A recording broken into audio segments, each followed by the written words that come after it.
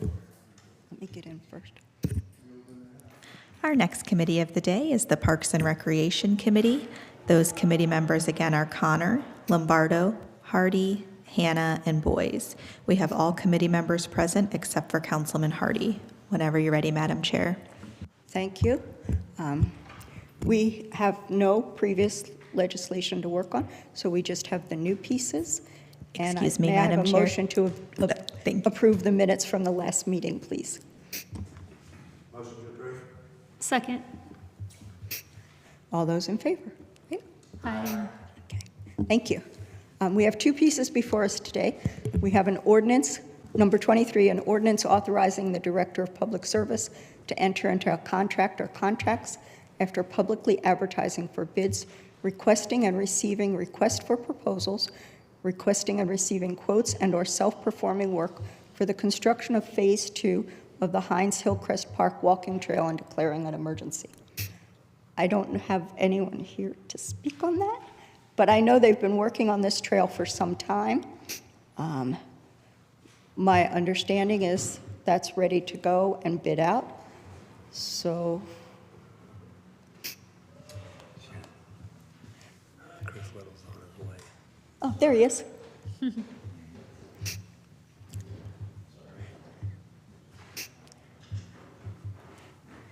We're ready when you are.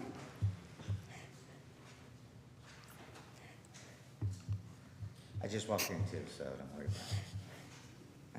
it. Yeah. Welcome, Mr. Little.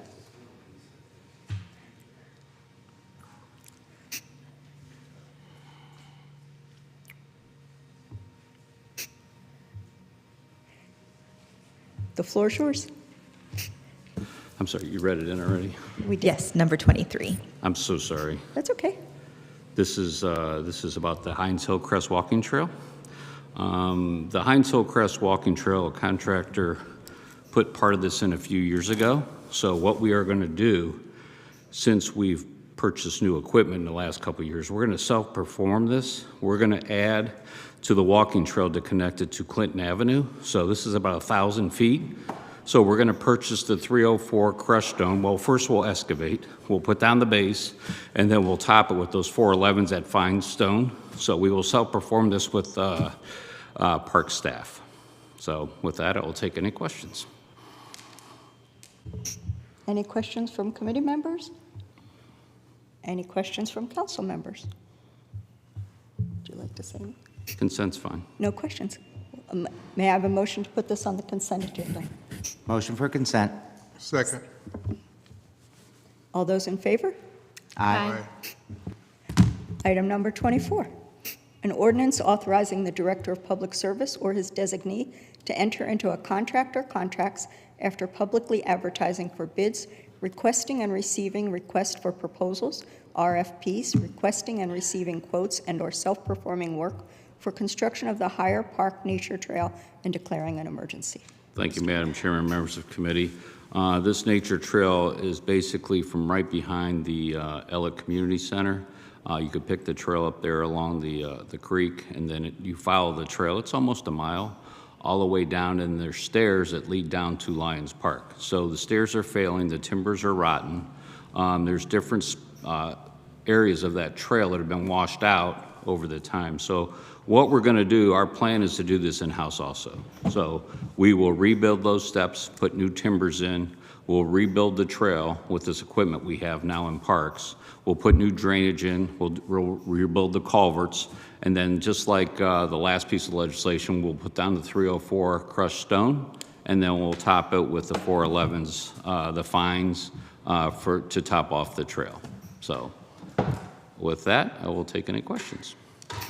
I have my usual question. Sure. Is there any benches along this trail for seniors that may want to not be able to walk the full distance? That's a good point. I need one when I walk up the steps. You heard me out of breath there. I feel you. I will check. Thank you. Any other questions from committee members? Any questions from council members? Mr. McKittrick. Thanks, Chair Connor. Mr. Luddle, is this part of the Parks Challenge, or is this something in addition to that? Or? This is addition to that. So they built, last year, they built the pavilion down there, but this is Right. something we're doing in-house. Okay, very good.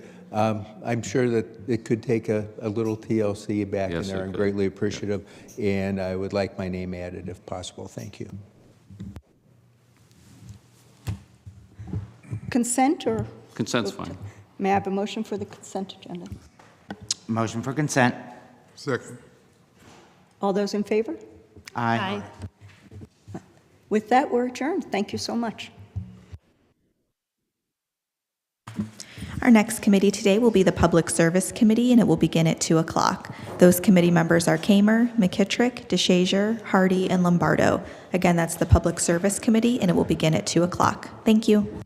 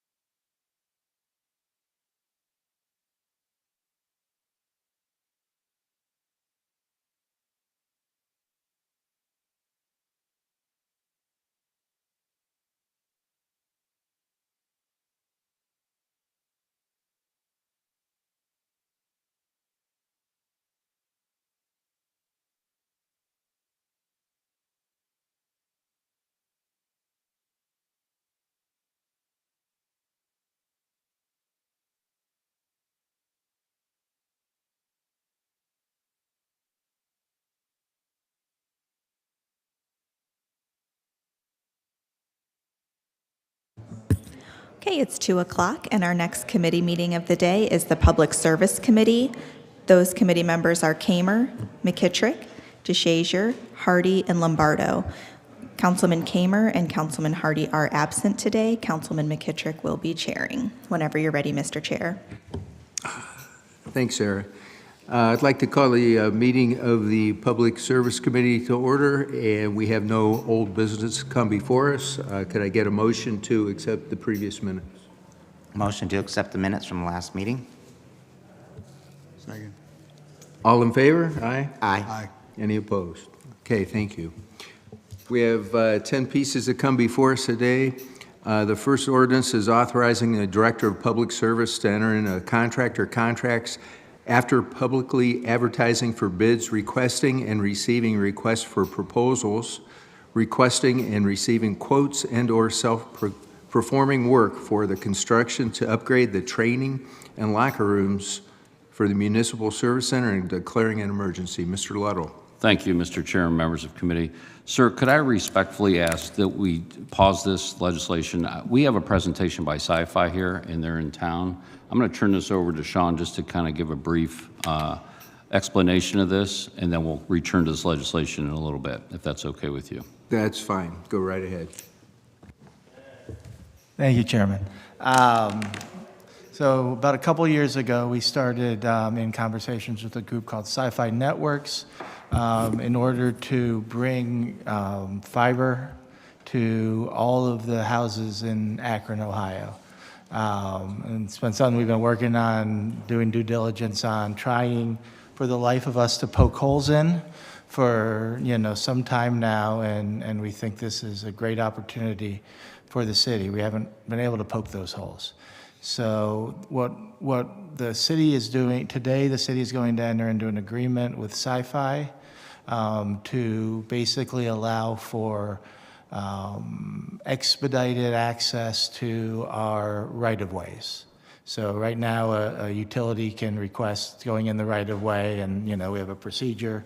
This agreement allows us to move that quicker a little bit, with the goal of having fiber or high-speed internet access to every home in Akron within the next 4 years. And there's also an equity subsidy component to it for some of our residents as well.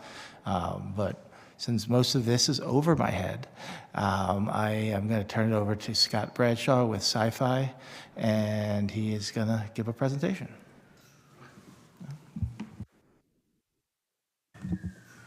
Thank you. I was just double checking.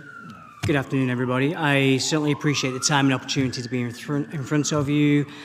I have some slides. This is not a burdensome death by PowerPoint. It's really about the salient opportunity that we as Sci-Fi, as the organization, would like to bring to Akron, and what this really means for the people, the city, and the businesses, and not just the long term, but certainly the short term and medium part of that. So, keeping it high level. There we go. Sci-Fi Networks, we are not an internet service provider. We are an infrastructure developer where we identify communities that are underserved, significantly underserved within the infrastructure space, that being fiber optic cable, the future medium where residents and businesses have the opportunity to connect to fiber to receive high broadband speeds, as well as many things over that. So as an infrastructure developer, we focus on what's called the last mile. So not the outside of your city, the infrastructure connecting the people, the homes, high-rise buildings, businesses, and that is through fiber. When we look at a city, it's a large private investment. All of our investments under our Fiber City brand is 100% private investment. There are no taxpayer dollars within our investment. This is not a lien on the actual municipal itself. This is, I say, it's 100% private. To achieve these scale of sums that we'd like to invest here, we need a very strong financial partner. And our largest investor in Sci-Fi, and also the backing of our projects, is an organization called APG, one of the largest pension funds in the world right now, managing just over $500 billion in their client assets. And I say they actually back our projects.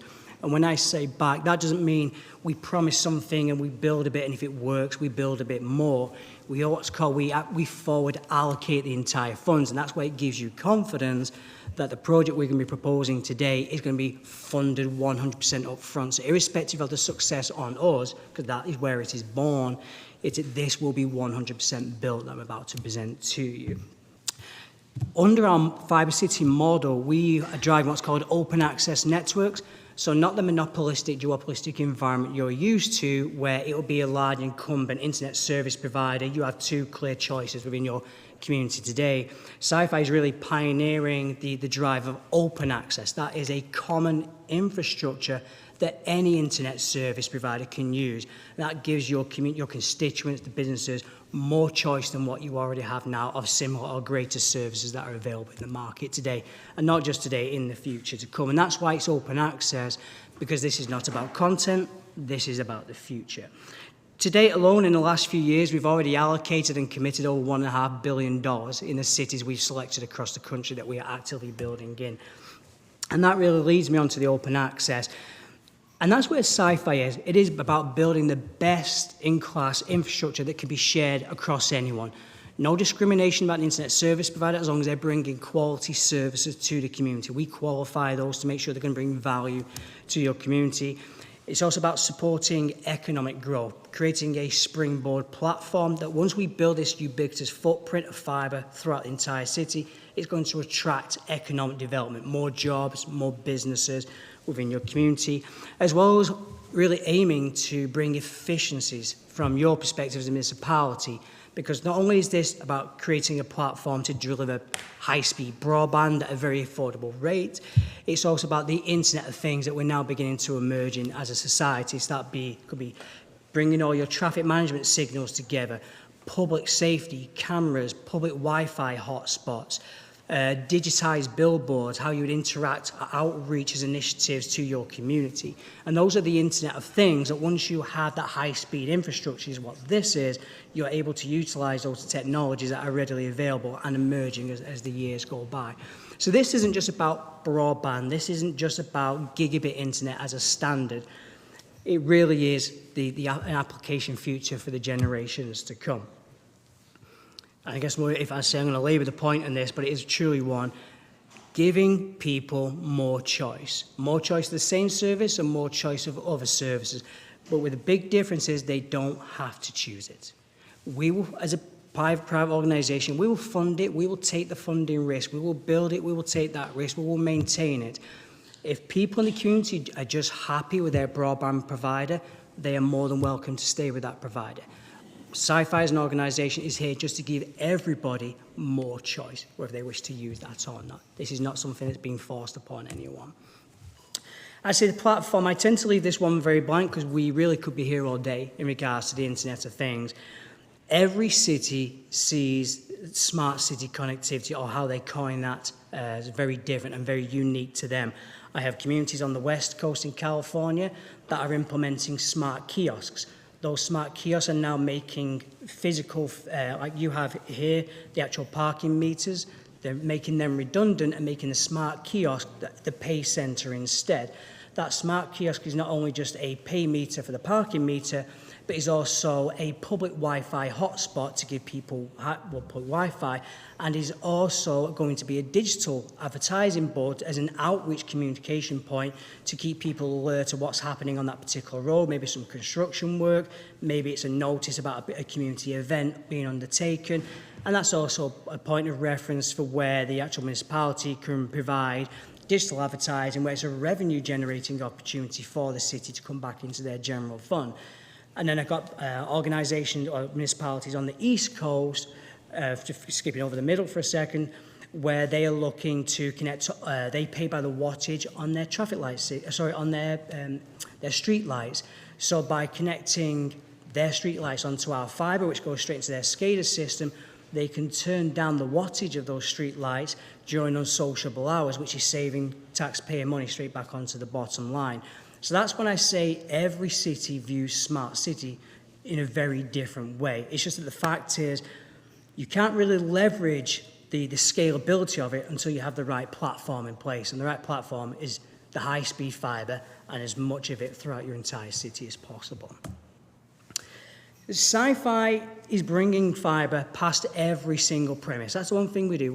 We say past because that is a private easement to access someone's home, whether it be a single-family home, a high-rise building, a HOA community, whatever the case may be.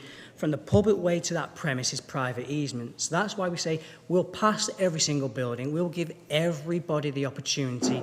When someone likes the services being provided by one of the internet service providers on this network, they will just sign up for services directly with that internet service provider, not with Sci-Fi, because the experience won't change in the actual process of that, but then we will take fibre on Sci-Fi's dime to the inside of that individual person's home.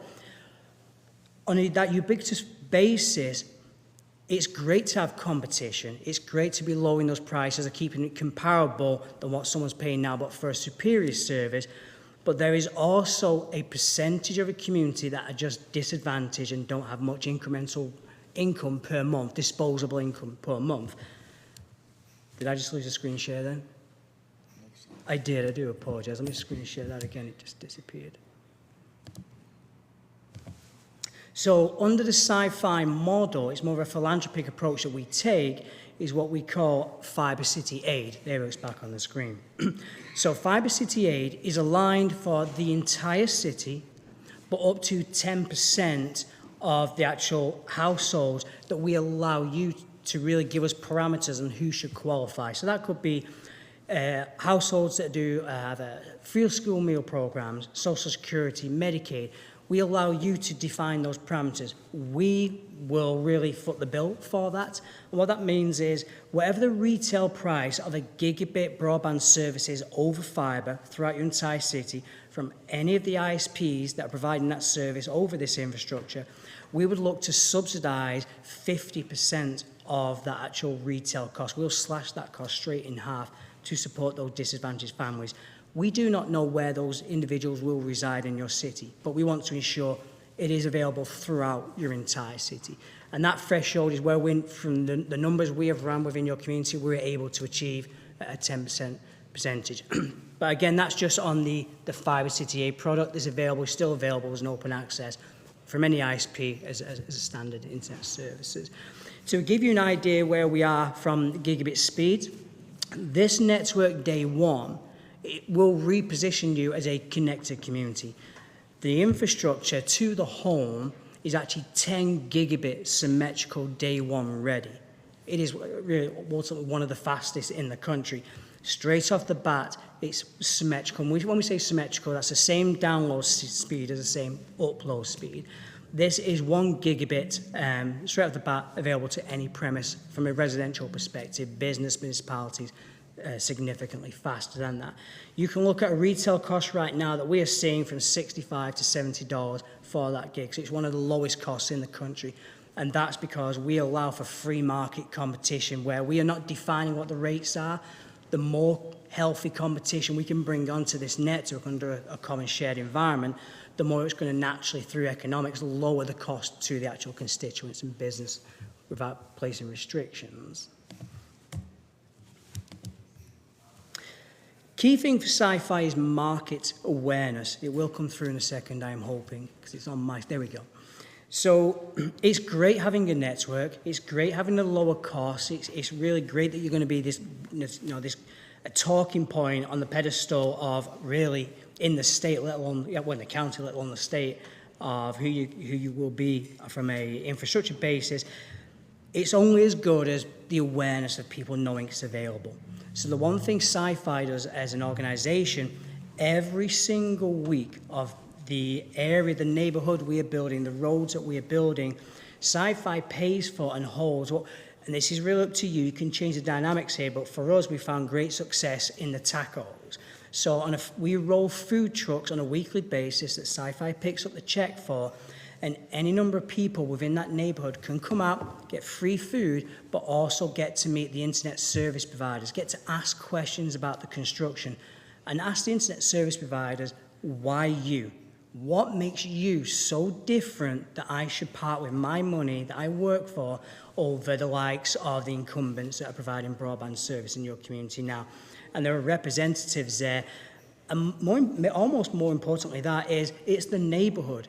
So you're getting open and frank conversations with your constituent partners or your constituent neighbours who are going to give you the truth.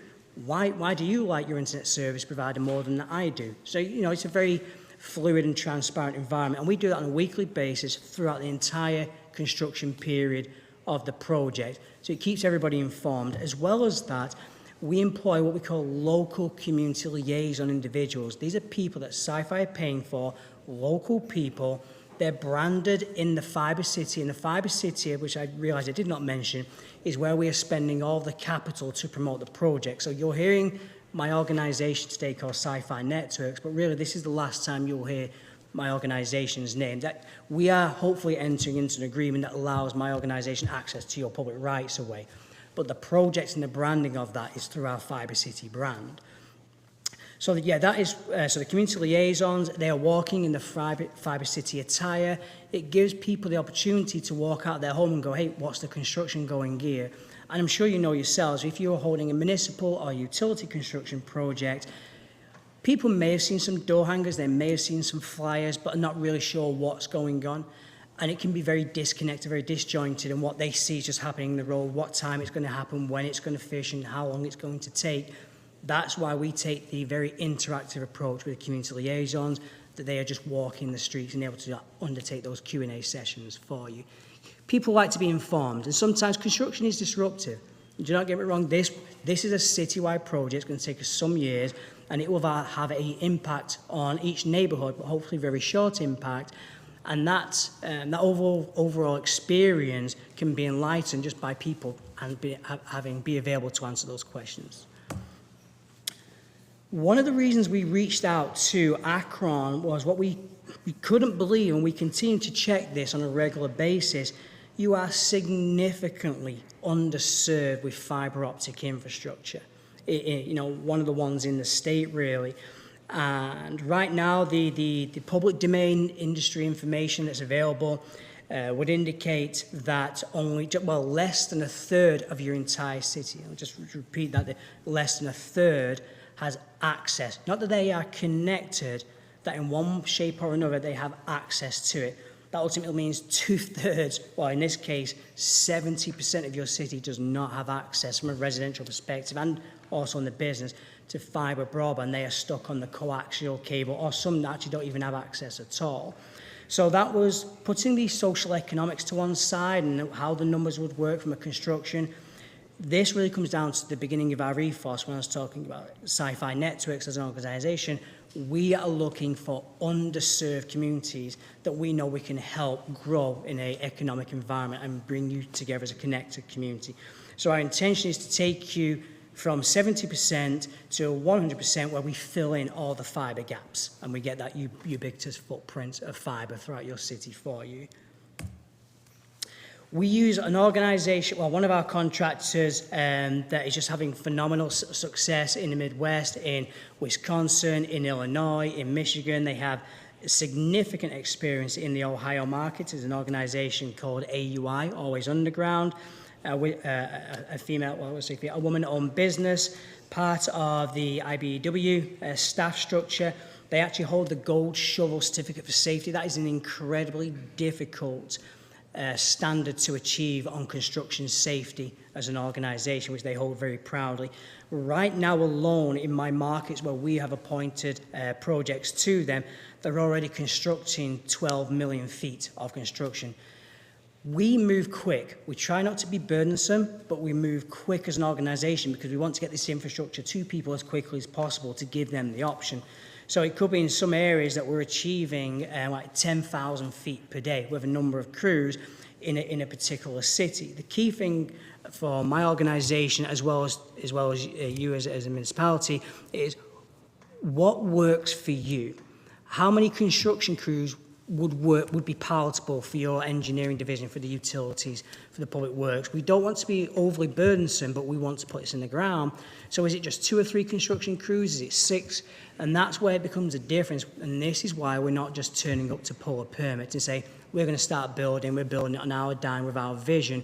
We want this to be a true partnership. We present all these ideas and great benefits to the community, But we want you as leadership, we want the staff departments to have influence in the design, influence how it's rolled out, influence on how we interact with the community, influence on how the marketing should be delivered, what works for you. You will always know your community better than we will. So that's why we follow the process we do, and that's why we look to use local contractors, because they already have those relationships in place. From a construction technique, the entire project is 100% underground. This is hundreds of millions of dollars that my organisation would like to bring to your community, which doesn't include the local job creation and everything else. It's just a direct capital investment.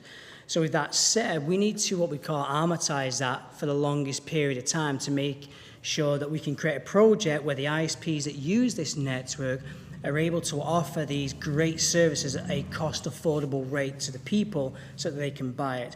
There's no point in having a Ferrari service and not being able to afford the monthly rate that an ISP would wish to charge. It doesn't achieve anything.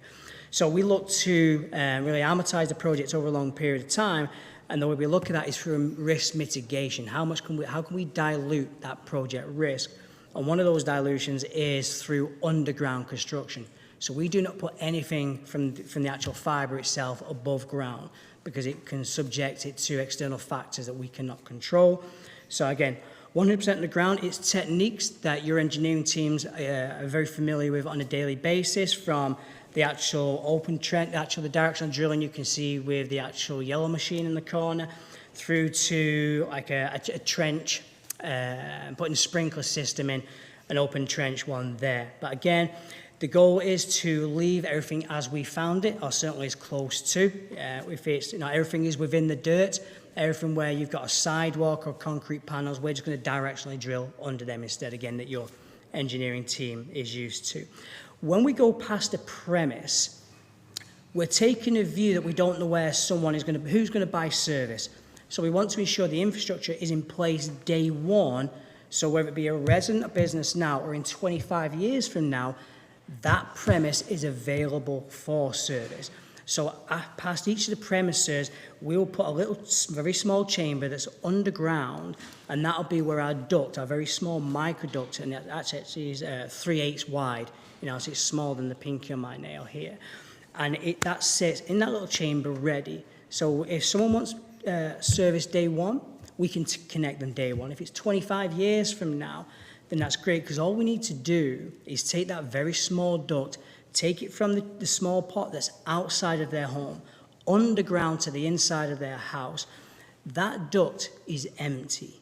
We use blown fibre technology. We don't use fixed fibre cable where the cable's already in place with the fibre, and as the years go by, it may be degrading because it's not being used.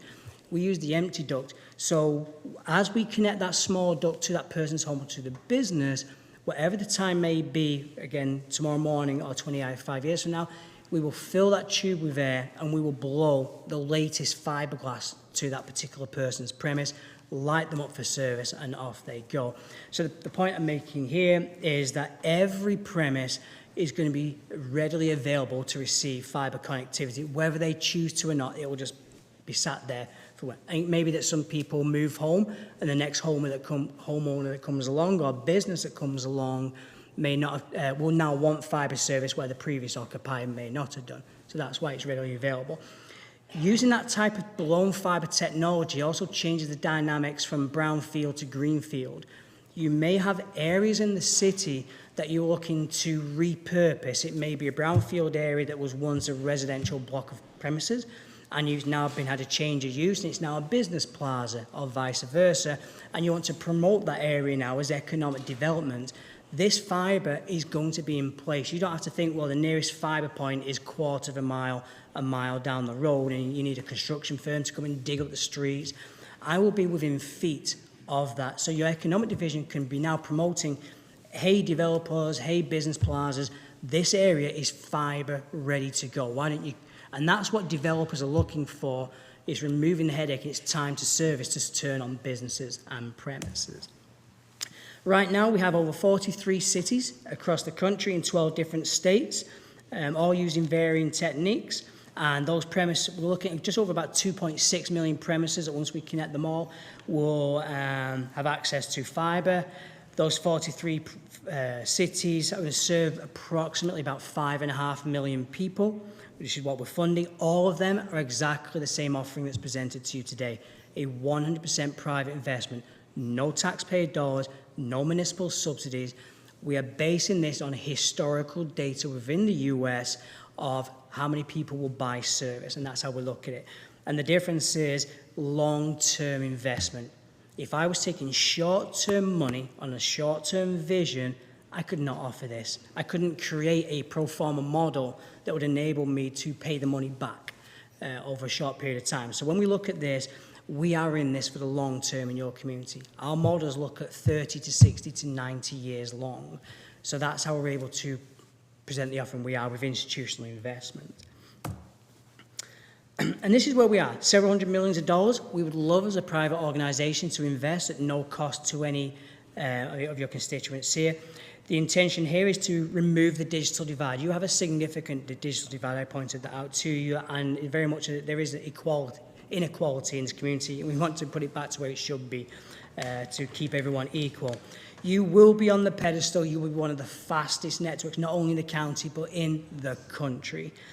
1,300 miles of brand new fibre infrastructure. We will reposition you. It is true open access. When I say true open access, the difference with our model is that we separate the infrastructure from the network operator from the services, and that's really key, because you can have an ISP come onto this network, well, not mine, but another type of network, and if the ISP was to put their own electronics, which is how you receive your broadband service, if those ISPs put their own electronics on a particular fibre strand, that locks down the fibre. You have no more choice other than what that organisation is providing, because it's their electronic box within your home of business. That's why Sci-Fi picks up the check from the data centre outside or inside your city all the way to the inside of the person's home. By Sci-Fi separating the infrastructure, so it's always fibre, network operator, so it's always neutral for everybody, it's not contrived, and it doesn't allow the ISPs to degrade the service, so they can't begin to discriminate against different people. And by Sci-Fi also providing electronics means not only today, but as we go through life, any service that becomes available that we can bring onto this network, you'll have the accessibility to, whether it be telemedicine, home security, broadband.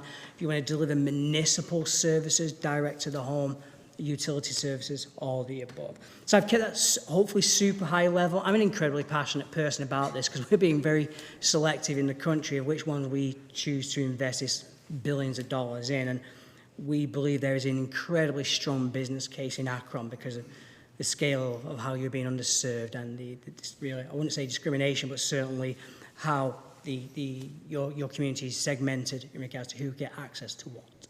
I very much welcome any questions you may have on the opportunity. Thanks very much for that presentation. Any committee members have any questions? Mr. Lombardo. Thank you. So just so I'm clear on this, like, what does the city have now, like AT&T or that we have? Well, there's ISPs out there, but they own all their infrastructure. So it's their lines, typically either on their poles or they go to Edison poles. Most of our city is all overhead. So this is a private, they're going to own the fiber, Sci-Fi will, Akron Fiber, and then these companies that traditionally you have at your home will be able to go on and be the ISP.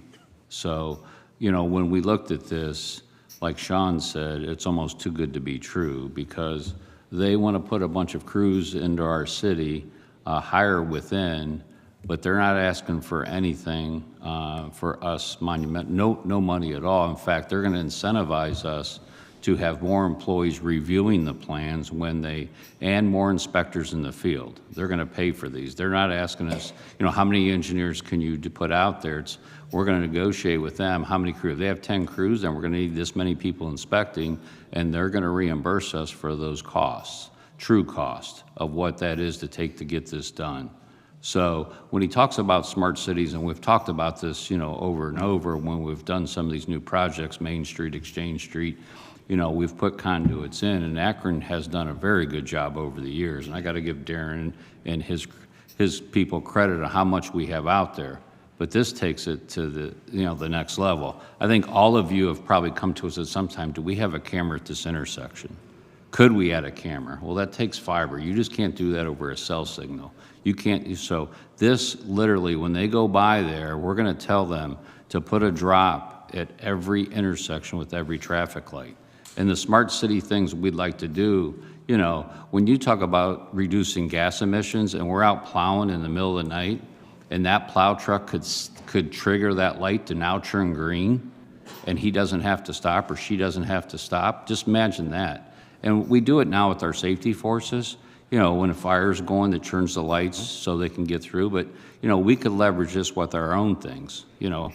Street cleaning equipment, they don't have to stop in the middle of the night. Now, obviously, we're not going to turn all the lights green in the middle of the day, but there's be off times. And we can, like he said, we do own a little bit of our infrastructure on streetlights, but this will be able to control them and lower them to reduce the cost of the street lights that we own.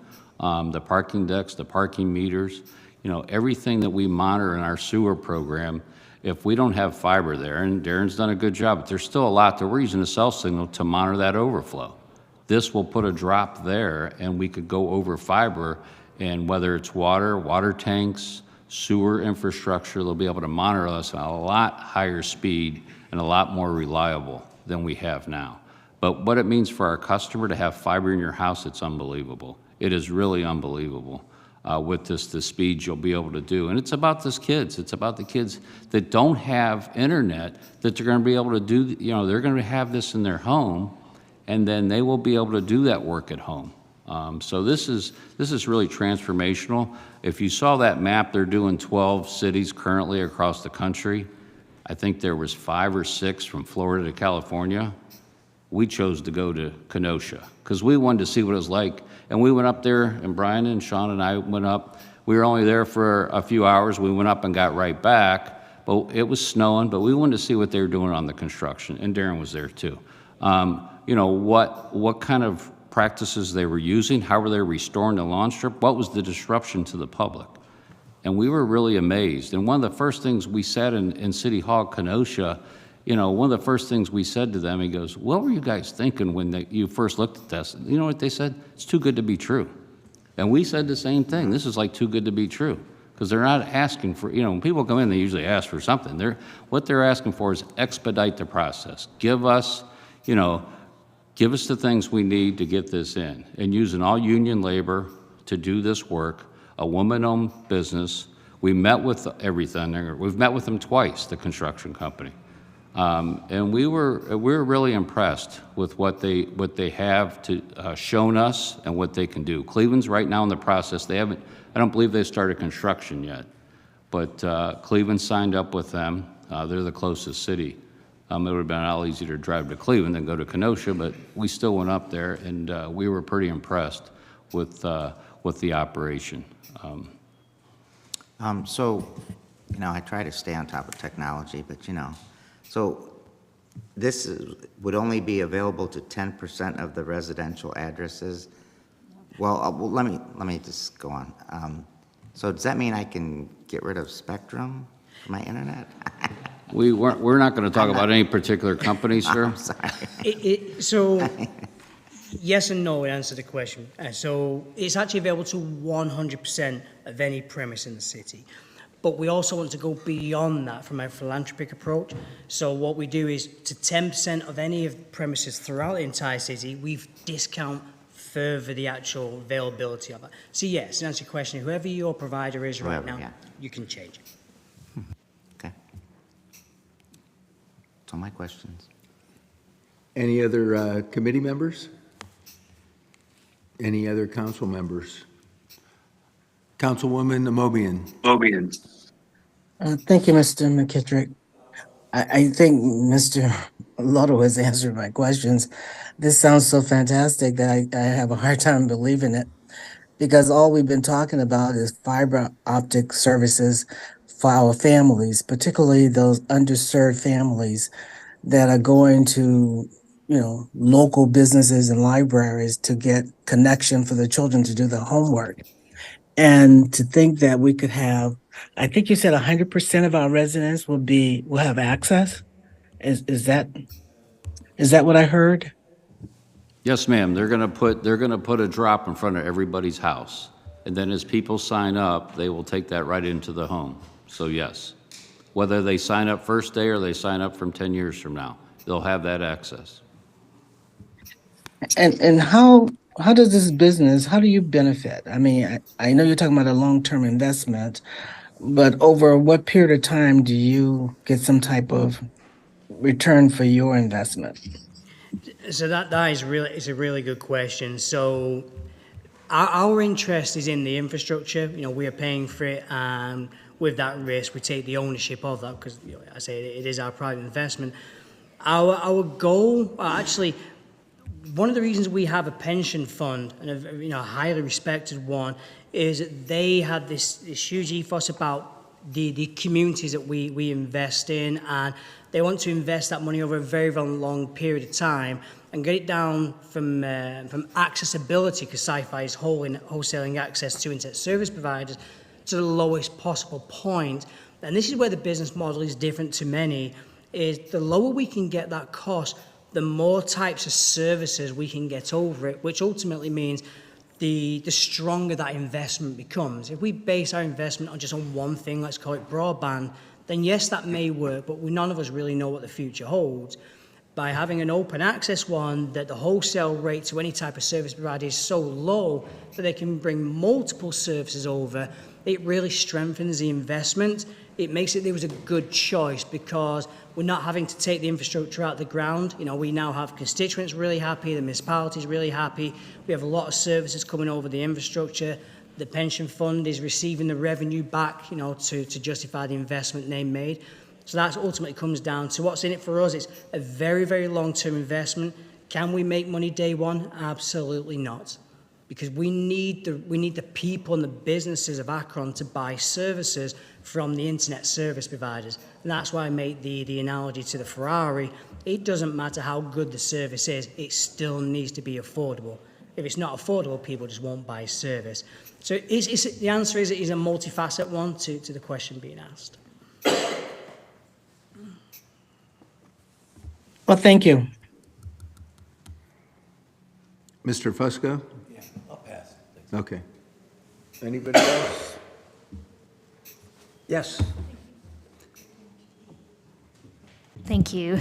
I just had a couple quick questions. I know a lot of folks in this room are familiar with the Summit Connect program through the county. I'm just curious how this may be able to be leveraged. Could Summit Connect potentially leverage your infrastructure to provide gig service? Indeed. And do you remember when I finished, I think it was on the last slide, I was explaining about how you separate the infrastructure from the operator and the services. That's, to your point, is where it's most critical. When you separate the infrastructure, it then becomes for everybody. Because it's not just selling content to someone selling TV or broadband. Someone may wish to use this to connect municipal facilities, the libraries. We have a digital inclusion program that we do when we look to do one-to-one with tablets and things for kids and other people. So if the county want to use this for their own reasons, for connectivity, they are absolutely more than welcome to.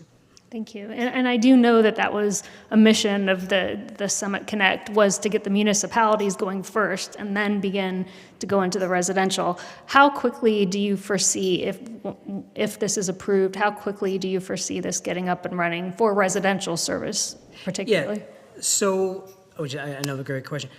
I'm going to be very transparent. I am not turning up here tomorrow morning at 9 a.m. and turning everybody on as much as we would like to.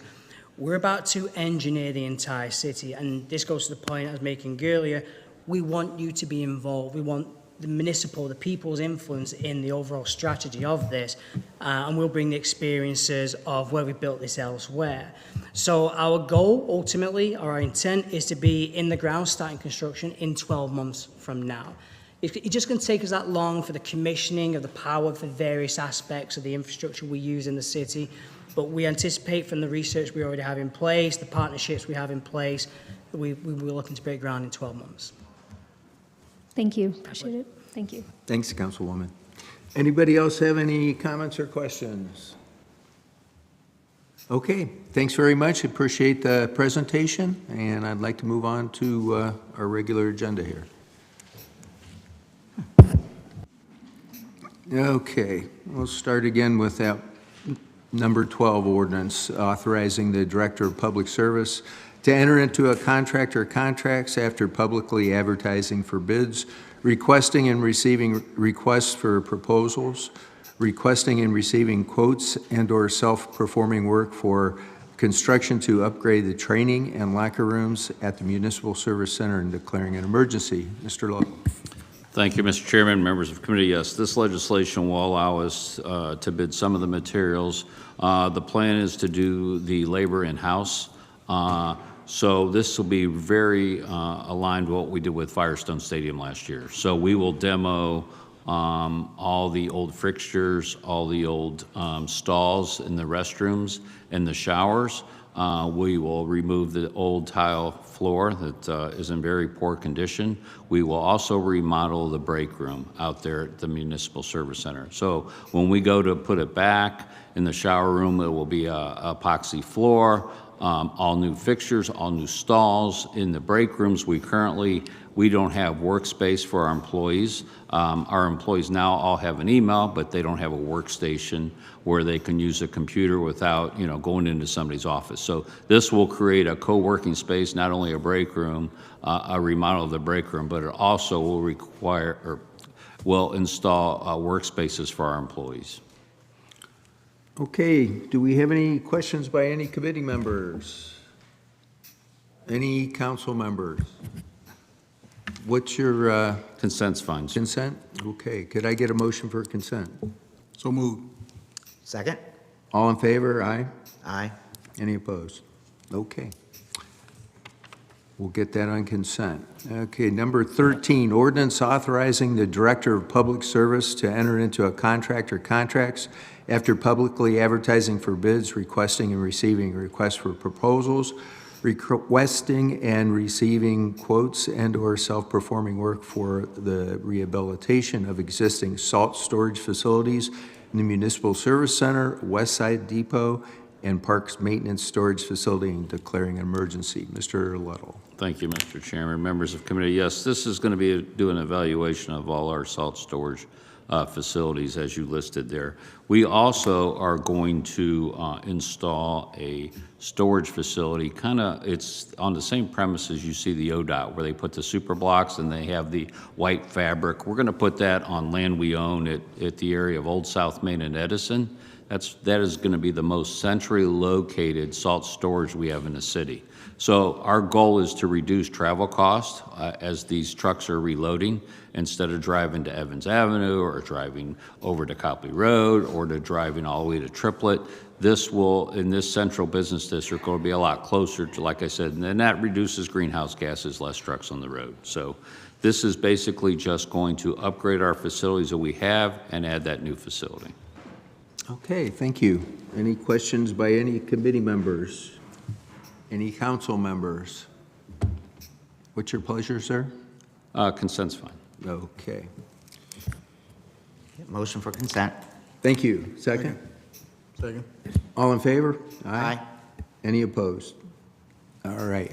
Number 14, ordinance authorizing the Director of Public Service to enter in a contract or contracts after publicly advertising for bids, requesting and receiving requests for proposals, requesting and receiving quotes and/or self-performing work for annual replacement of city trees on the right-of-way, parks, or other city-owned land, and declaring an emergency. Mr. Lettle. Thank you, Mr. Chair and members of committee. This is our annual tree program, our street tree replacement. This will allow us to install 2,400 new street trees.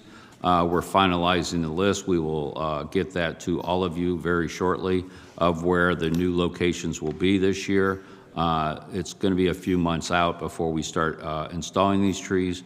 We are going to use about 50,000 of this 750,000 to purchase what they call whips. That's a small tree. It's not a seedling, but it's a small tree that could be planted. And the next piece of legislation, we will get into what we're using those whips for in our nursery, which is very exciting. But this piece of legislation is for our street tree replacement program. Okay. And it is one of the largest one we've done in recent years. Any questions? Mr. Lombardo?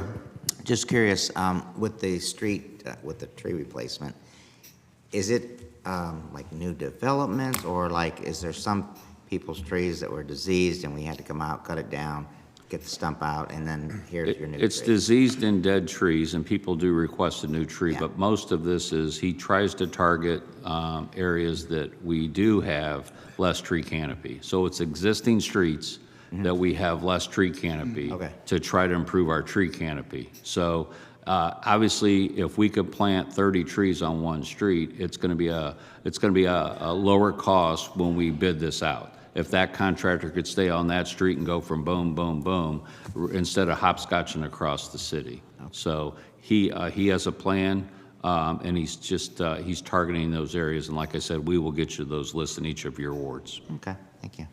Thank you. Any other questions or comments? Any council members? Mr. Hanna? Thank you, Mr. Chair. As you know, I've asked this question before, and that is, how are these streets chosen, and will you put some new trees on South Street? Thank you. Yes, sir, we'll get to that list. And like I said, we tried to look where we have less tree canopy and how we can improve those on those streets. And there again, bundling them together to lower our cost on the installation.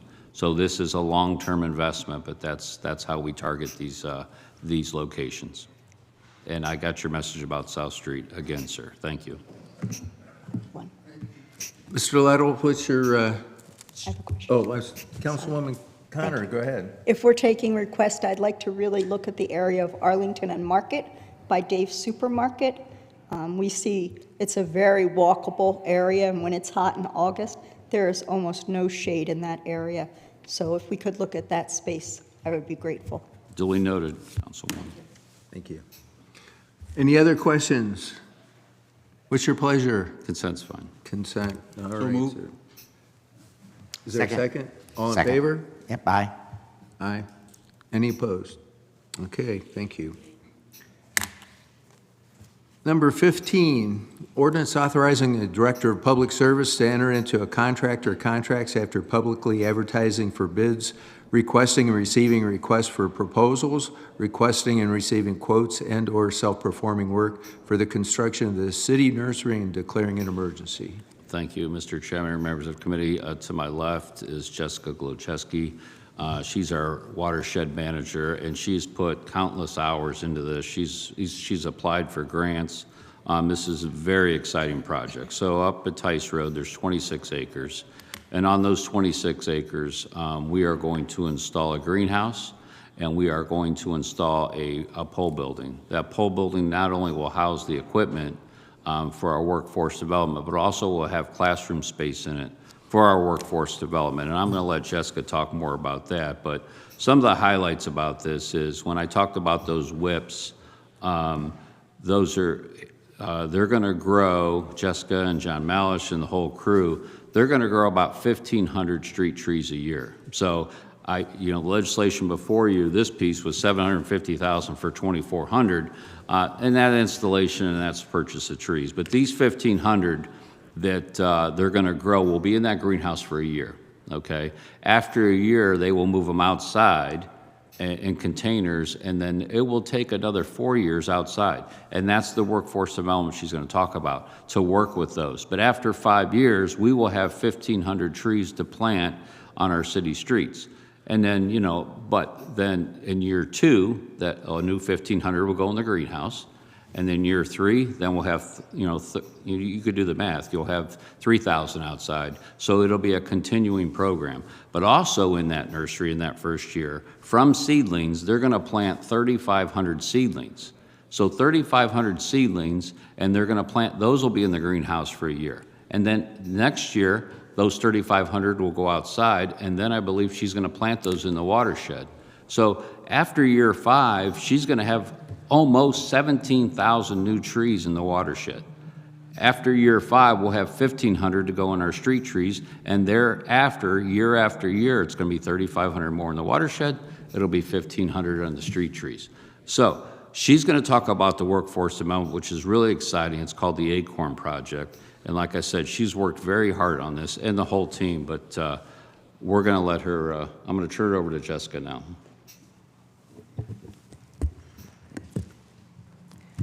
Thank you so much. I'd like to talk about Project Acorn really quick, if you guys don't mind.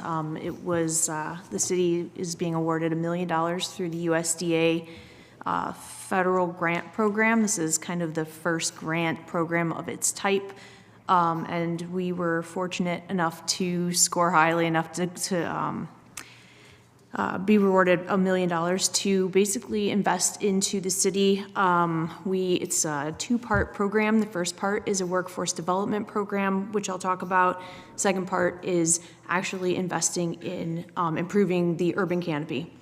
So let's see, I have notes. So what we're really trying to do is reconnect green spaces, particularly focusing in underserved and underdeveloped parts of Akron that have a lack of canopy, that have issues with urban heating, and have air quality issues, among other things. So we have 5 neighborhoods that we are focusing in for the grant: East Akron, Middlebury, Sherbandy Hill, South Akron, and Summit Lake. Right now, we'll be focusing on planting on city-owned properties. We've committed to about 500 trees per year through this program alone. That's in addition to what the city is already planning on doing. Those 500 trees a year for the next 5 years, we are focusing on in those neighborhoods. Again, first starting on city-owned parcels, and then hopefully through the program, we're going to reach out to community members to try and identify private landowners as well that we can give trees to and or plant trees for, and do those installations in those neighborhoods. The workforce development part of that, what we are partnering with Truly Reaching You Ministries and with the Akron Zoo. And so there are 2 parts of this workforce. It'll be a 3-year program. The program will have a spring program and a fall program. They will be 8 weeks long apiece. And so we will be able to, through this grant, put 6 students through, and I say students, but it's all age learners, through in each program. We had wanted to do more, but we were limited on the funds. So right now we'll be putting 12 people through the program total, 6 in the spring, 6 in the fall. So Truly Reaching You Ministries, they are going to be doing workforce reentry programs after release from incarceration. So helping people who are coming out of Summit County Jail find skills and hopefully gainful employment after that to help that reentry there. This is a program they already do for landscaping and for general landscaping and for contracting. And this was a really perfect opportunity to expand out that program that they already kind of have in place to get even more additional skills, but also to find different types of opportunities for Akronites in Akron. So we really are hoping to focus on getting people from those communities to do this work so that, they live in these communities that they are going to be improving. Akron Zoo is our other partner. They are reaching out to at-risk young adults, ages 18 to 24. These are individuals who may not have graduated high school or who may be coming out of Summit County juvenile system or just otherwise need opportunities for training, for learning skills that maybe they somehow fell through the cracks otherwise. So we're really excited to work with both of our partners to find these individuals. The actual academy, we're still trying to come up with a cool name for the academy, but the Urban Forestry Program Academy that we'll be doing will include 6 weeks of training through a certified forestry training provider. And then 2 weeks of some soft skills training. So we'll have some people coming in. So they'll learn, all of like planting and pruning and just maintenance of street trees, maintenance of urban forest areas, with really a focus on, urban canopy and from start to finish. So that's why the nursery piece of this is so exciting, because they'll be able to come in and say, oh, well, we're going to plant trees from the tiniest seeds to being able to take care of a full-grown street tree, or a full-grown, like a park, city park, or things like that. They'll have kind of that start to finish within that training period. And then we're going to do some soft skill trainings. So how do you apply for a job? How do you go to an interview? What do you do to follow up on that? What do you deal with conflict in the workplace? And then part of the program too, they'll have the opportunity to study and test for different certifications. So for an Ohio Department of Agriculture pesticide, herbicide license that they'll keep with them if they go after that. And also a GED. If the individuals moving through this program do not have high school diploma, we will have Akron Public Schools is going to be a partner willing to come and do virtual training through the course of this program to help people get to that point, and then the program itself will actually pay for the GED testing as well. And then we hope to have 1 or 2 days where we have local businesses come in and speak to these individuals about, like local nurseries, greenhouses, forestry services, and hopefully be able to do some connections for job placement. So the grant life is for 5 years. The workforce development piece would cover 6 full academies, so 3 years. And then we're hoping that we'll be able to continue that in perpetuity, looking for other funds in the future throughout this program, other grant funding opportunities or partnerships. I think that covered. We'll be doing, the last piece that I'll just throw out there, we'll be doing a lot of public engagement in this. We don't want to go into any of these communities and assume that we know exactly what people want and where they want them. So another big part of this grant is having a lot of community outreach, having a lot of involvement in the community, and also trying to engage members of the community who are interested in kind of adopting some of these trees. Like I said, we're limited on public space that we have to place trees. So we need to get private individuals. And I know people are out there who would love to have some trees, making those connections and kind of educating people about the different things that we're concerned about with, the lack of urban canopy and why that matters to the everyday homeowner. Like, why do they care about these things, or why should they care about these things, and why are we spending our time doing this kind of stuff?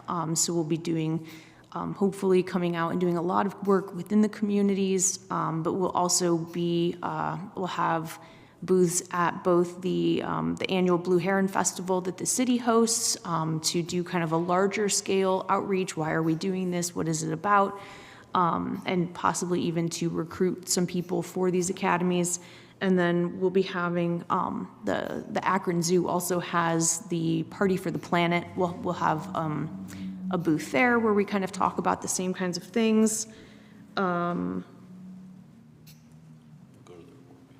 yes, and obviously we'll participate in ward meetings and hopefully try to engage people directly through, kind of that local, get people excited about it, hopefully.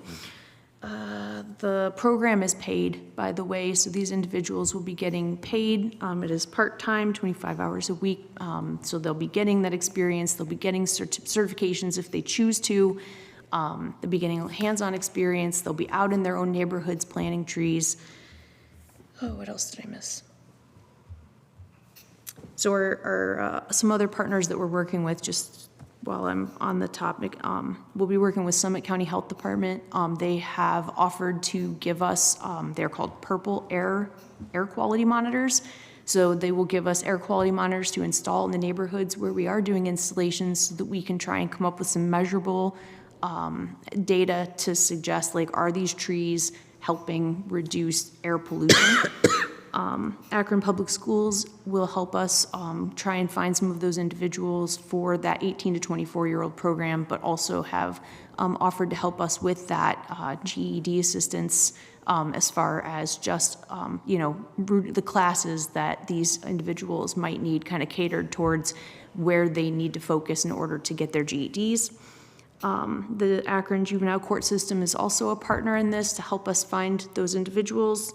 The ODNR Division of Forestry, the Urban Forestry Division, will be directly involved in all of the proceedings, helping us kind of from start to finish and putting this academy together, putting this nursery together, doing some of this public outreach, and just giving the city general support in forestry, all things forestry there. Keep Akron Beautiful, and the Akron Tree Commission will also help. They'll be doing a lot of the education and outreach for us, but also involved in all of the planning and kind of just the boots on the ground's direction. So those are the majority of our stakeholders. Thank you so much for your attention.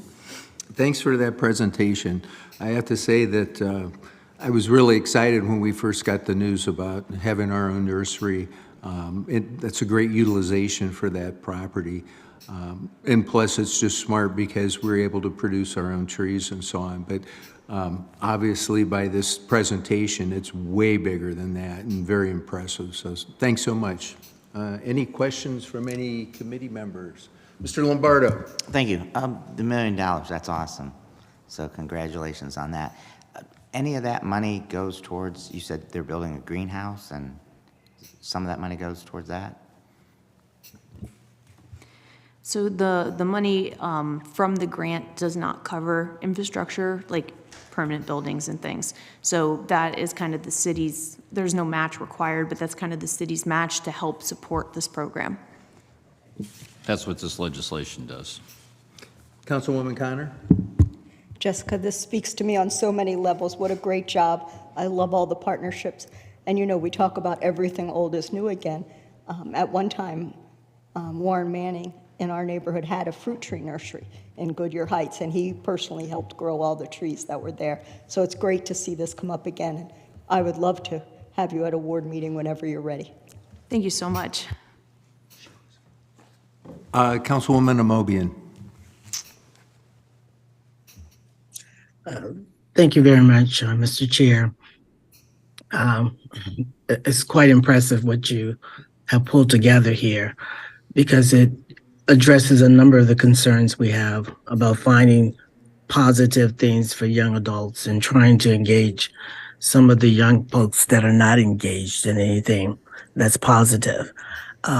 You talked about the term, help me get it straight. Did you say 12 weeks of training, or 12 weeks of they're going to be employed? And it sounds like they're going to be with the program for 3 years. But I'm just curious, how does that work? Are they going to be, you're going to be working with the same group of young people for 3 years, or how? Explain that piece to me. Sure. It is an 8-week program.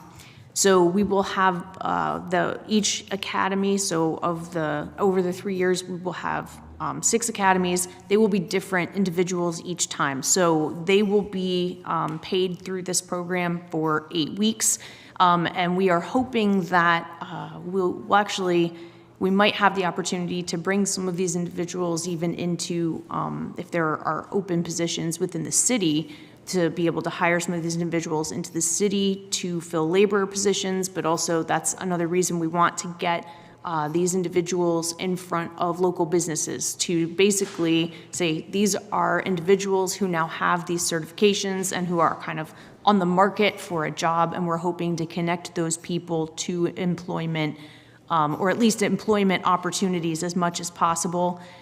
So they'll be paid for 8 weeks, but we will have a support system throughout the course of the grant for anybody who's been through the program, to continually, when we get job opportunities from local businesses, forwarding those on, being available to help with some of, like I mentioned, those soft skills, how to apply for a job, interviews and things, almost kind of have some mentorship opportunities for these individuals if they do struggle finding employment right away. And again, the program it is a very large undertaking, and there are so many partners, and I think everybody is very excited to get started and to do some really good things, but the program itself is a fledgling. So, I think we're gonna have some learning moments, but we really want it to succeed. So these are all things we are going to probably have to work out throughout the course of this entire program, and hopefully, any stumbling blocks we have will get better each time. But it is really important to us that these individuals have the support. It's not going to be a set it and forget it kind of situation. The people who move through this, we want to be supportive throughout the whole program. And for me, that's the real exciting piece, is that it provides a stepping stone and an opportunity. This would be a great project for a student at the University of Akron to kind of help you track and do research on, because it sounds really what we are needing, something to get folks into like an internship or an apprenticeship, and to help grow some skills that can be utilized in lots of different places. So thank you very much. Yeah, I agree with Mr. Lombardo. The $1 million sounds really exciting, that you would get that much money. Thank you. Thank you. Thank you. I got a question here, and I'm also excited about $1 million every time I hear about it. But I wondered, what's the most common kind of tree that we need to replace in our canopy here in this area? I know a lot of them were diseased at one point, and we had to take a lot of them out. What are we trying to replace when we actually place back into the environment?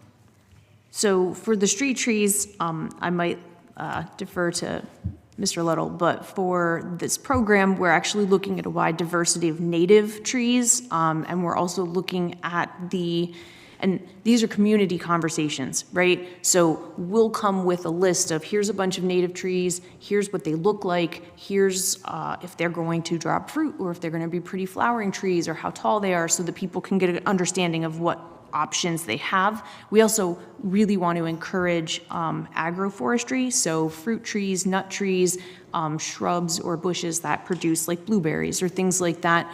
But these are conversations within the communities, because I don't want to plant 45 apple trees and have people be like, all we have are wasps now, thank you. So, at least for our program, a lot of it will start with, and our academy won't start the first year of the grant, it'll start the second year of the grant. The first year will be coming into communities and really determining and understanding what we are, what that need is, what the want, the desire, and then we can build the program custom for each of those communities. Yes, she's 100% right. We want to have a diverse tree canopy on our street trees. You were right, Councilman. 5 years ago, when the emerald ash borer come through and we lost all those trees. I mean, it was horrible. We had to cut them down. We couldn't even, you couldn't take the wood to certain places because they were afraid it was going to disease other things. So one thing that we are very purposeful of when you talk to John Malish is the right tree for the right application. So if the lawn strip's only 3 foot wide, don't don't plant something, one, that could damage the sidewalk or the curb. Okay, let's learn from our past sins and not do that again. And also with our friends at First Energy, let's not plant a tree that's going to grow up into the wires and then they're going to do line clearance. Okay, let's have it grow out, not up. So yes, it's going to be but the right tree for the right application, but native trees. Okay, that's our goal. And she's right. We planted a lot of fruit trees last year in the Summit Lake area, not on the street, but on land we own. And Let's Grow Akron is going to take that fruit and then, make the jams and the jellies for their market down there. So that's just one small example of what we can do. Okay, thank you. Any other questions or comments? What's your pleasure? Consent's fine. Can I get a motion? Yes, motion for consent. All in favor? Aye. Aye. Any opposed? Okay. One thing I would like to add, I Yes. mean, $1 million is fantastic. Jessica actually applied for 6.7, and we only got $1 million. So we were a little disappointed, but we are very happy we got the $1 million. Keep She trying. shot for the stars, so she keeps going after money. That's great. We'll keep trying for that. Thanks, Jess. Okay, number 16, ordinance authorizing the Director of Public Service to enter into a contract or contracts after publicly advertising for bids, requesting and receiving requests for proposals, requesting and receiving quotes and/or self-performing work for improvements to Firestone Stadium. Mr. Luttle. Thank you. This is, we did quite extensive improvements to the stadium last year. This is just building on that. So we're going to take the existing scoreboard and we're going to spin it around, and it'll be for the pony field, as we all know it. Then this new scoreboard will be for the main field. We will also, with this legislation, allow us to buy the rest of the concrete. We'll self-perform the installation of the batting cages. We have all that material, so we will construct those in-house with our own staff. So this is actually for the new scoreboard, relocate the existing one, and to build the batting cages. And I'm sure if you drove home that way tonight, you'll see teams practicing down there. So we've got a lot of requests. The MAC tournament is bringing their college tournament back down. The Division II, there's a college tournament coming there this year. And so we're really looking forward to seeing all our APS teams play down there this spring. So with that, consent's fine, sir. Okay, very good. Any questions from any committee members? Any council members? Can I get a motion for consent? So move. Second? All in favor? Aye. Aye. Any opposed? All righty. Number 17, ordinance authorizing a director of public service or his designee to enter in a contract or contracts after publicly advertising for bids, requesting and receiving requests for proposals, requesting and receiving quotes and/or self-performing work for the replacement of signs at city parks and declaring an emergency. Mr. Luttle. Sure. Last year, you may remember, we purchased a new machine to start building these signs in-house. This legislation will allow us to buy all the aluminum stock, all the vinyl, and all the ink to start producing signs. So when this legislation will allow us to move forward, we now have a new design for all our park signs, and we will be replacing them throughout the city. Also in this legislation, it will allow us to bid the monument signs. So with the new community centers going up and the existing ones, we will be bidding out more of a brick monument sign. It could or could not have an LED. Once we see what the quotes come in, and then to piggyback on sci-fi, that would be another location we could have fiber to. We could instantly change that sign remotely, that type of thing. So most of this legislation, though, is to purchase the stock so we can start building those new park signs. Thank you. I assume that, so we're not going to see the familiar signs that we see at the community centers and so No, on. the old We're wood gonna- brown ones will be going away, sir. Okay, very good. Any questions from any committee members? Any council members? Consent's fine. Consent, could I get a motion for consent, please? Motion for consent? Second. All in favor, aye? Aye. Any opposed? Okay. To number 18, ordinance authorizing the service director or his designee to enter into a contract or contracts after publicly advertising for bids, utilizing purchasing consortiums, requesting and receiving requests for proposals, requesting and receiving quotes and/or self-performing work for the purchase and application of asphaltic concrete pavement removal, riser rings, microservicing, partial depth resurfacing, and preventive maintenance for various streets in the 2024 resurfacing program, including alternates, approving specifications therefore and declaring an emergency. Mr. Luttle. Thank you, Mr. Chairman, members of committee. This is our annual resurfacing program, and everything goes into it.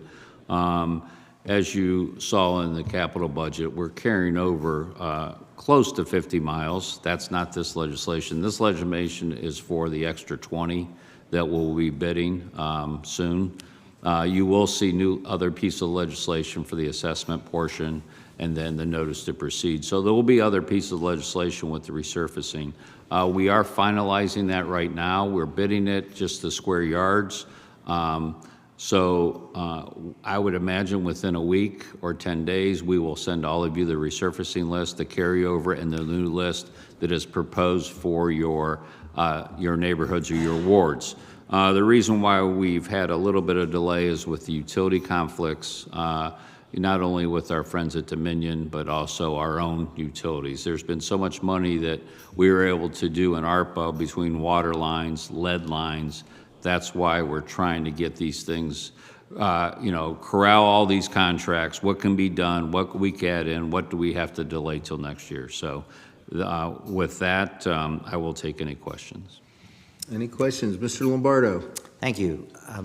With this nice weather that we're having, when do you think the first day of paving will be? Well, the carryover is, that contract was awarded last year, and it was the contractor up in your ward, sir. So he's told us maybe as early as next week or the following week he's going to start milling roads. So that 40 miles, I anticipate we'll probably see some pavers out there in very early April. Thank you. Any other questions from any committee members or council members? Okay, what's your pleasure, Mr. Little? Consent's fine. Motion for consent? So move. Second? All in favor? Aye. Any opposed? All right. Number 19, ordinance authorizing the Director of Public Service or his designee to enter into a contract or contracts after publicly advertising for bids and/or utilizing State of Ohio cooperative purchasing and/or consortiums for the lease, purchase, and/or refurbishment of various vehicles and equipment and declaring an emergency. Mr. Little. Thank you, Mr. Chair and members of committee. This is probably one of our largest equipment replacements, $13 million. Part of this was the carryover and the resurfacing, and the mayor looking at the budget and then looking at some of our equipment that we need to reinvest in some of our equipment. So I don't have the final list of all the equipment, but some of the highlights, well, this is also for AFD and APD. So they're in this $13 million also. We're going to replace a lot of our 5 and 10 ton trucks that we use for our everyday use in water and sewer, but we also use those trucks in highway for our salt operation. Those trucks are about $300,000. Right after COVID, we couldn't even get vehicles. It was almost two and a half years to get a vehicle. So we're back down to about a year once we put the orders in. So we're in a lot better shape. One thing we're looking at this legislation too is doing a yard waste program, and there'll be more to come on that. So could we have a drop-off location for our residents if they cut out bushes, if they have that yard waste instead of putting it in their trash can or having to haul it away themselves? So that would be a screening, a machine that would screen out the big fines, and then we would actually grind the leaves. It's called the tub grinder. So we're pretty excited about that, to have our own program. And it would probably be something like the glass. Okay, the glass is a drop-off location. I don't know if we'd have that many yard waste locations where you drop off, but just think of not putting all that in your regular trash, and if we could take it to a drop-off, it's going to save us in our sanitation, but also the beneficial reuse. And then, just like Jessica and John Malish, if we could make this successful, then we could create our own compost. Possibly we could set up bins at community centers where people are doing gardening, they could come and pick it up. So we did do this past year. We put compost on 2 ball fields. And that is going to allow us not to have to put the chemical on this year by doing the compost. So it's very successful, and that's just one little portion of this $13 million. Thank you. Any questions or comments from any committee members? Any council members? What's your pleasure, Mr. Little? Consent's fine. Motion for consent? Motion for consent. Second. All in favor? Aye. Aye. Thank you.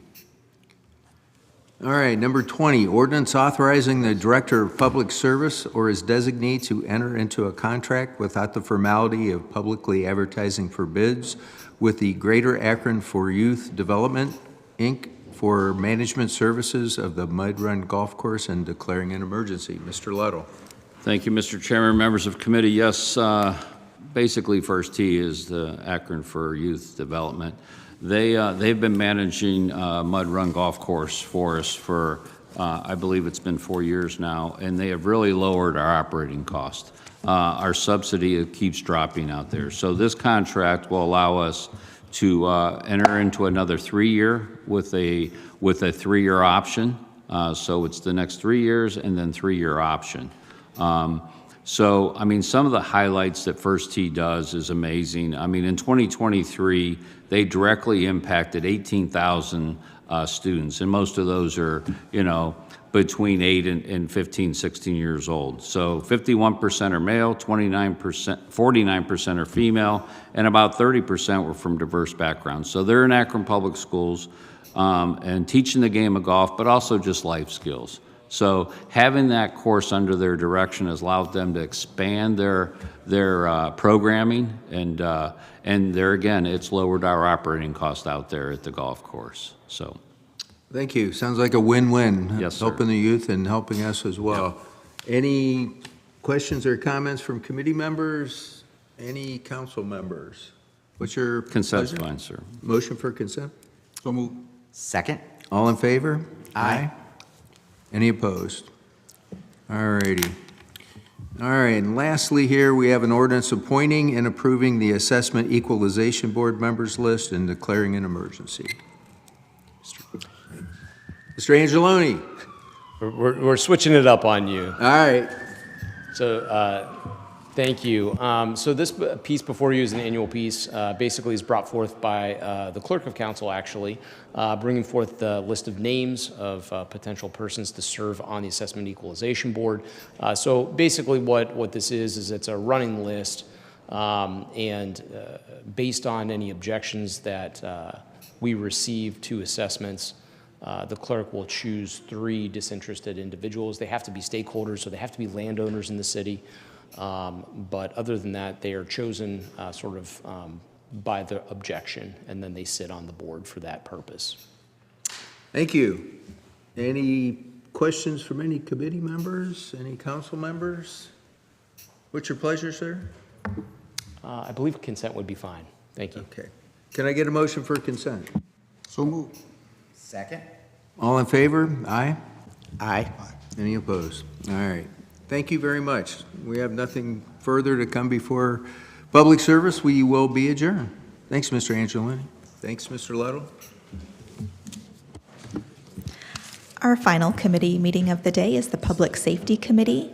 Those committee members are McKittrick, Kamer, Lombardo, Hannah, and Davis. We'll get started in just a moment here. Thank you.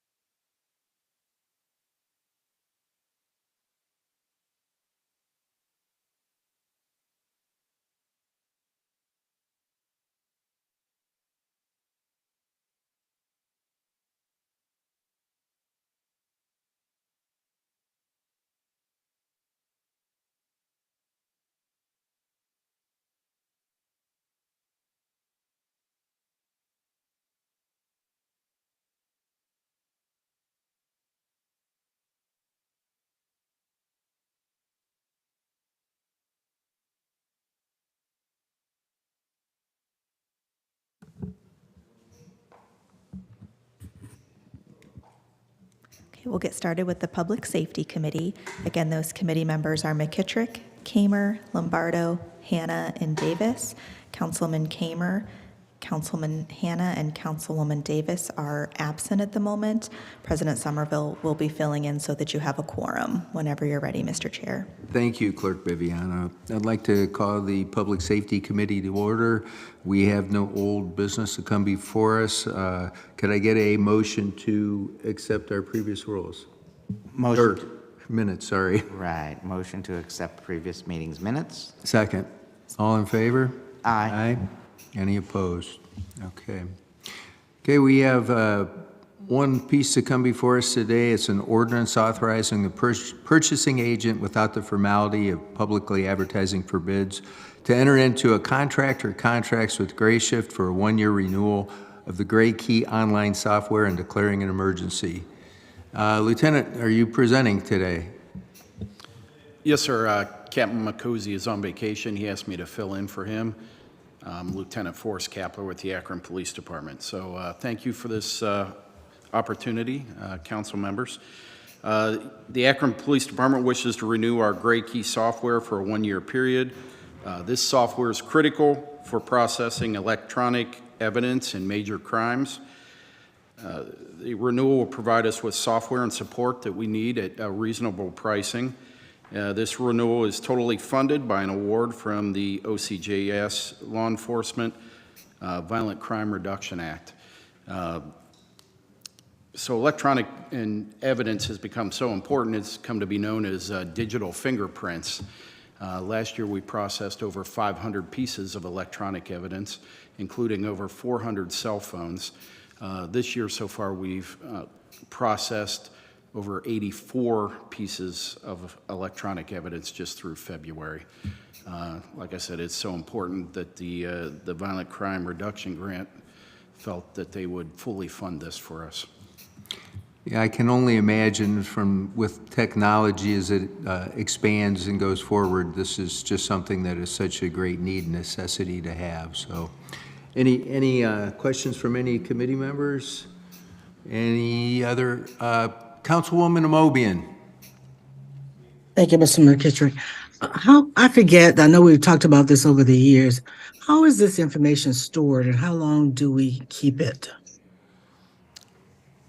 So I'm not sure that I have all the answers to that. I know that it is stored, we store it on digital hard drives, and then until cases are adjudicated, and then beyond that, whatever time frame we're required by law to keep those before disposal, according to Ohio records retention policies. Okay, thank you. I know we have that company that we approved many years ago over in South Akron, and I think there is some space over there for the use of the drive. I was just curious. Thank you very much. Yes, ma'am. Yes, ma'am. Thank you. Thank you. Any other questions? Any other questions from any members or committee members? What's your pleasure for this, sir? I'm sorry. Would you like is it consent agenda, or is there a necessity to pass this? Yeah, if possible, because our current subscription is running out, and we have we have evidence waiting. So. Okay. All right. Very good. Could I get a motion for suspension of the rules with a favorable report? Right, I'll make the motion to suspend the rules with a favorable report. Is it second? All right. All in favor? Aye? Aye. Any opposed? Okay. We'll get that out tonight. Thank you. If there's nothing else to come before public safety, we will be adjourned. That is the final committee meeting of the day. Council will meet at 6:30 tonight. Thank you.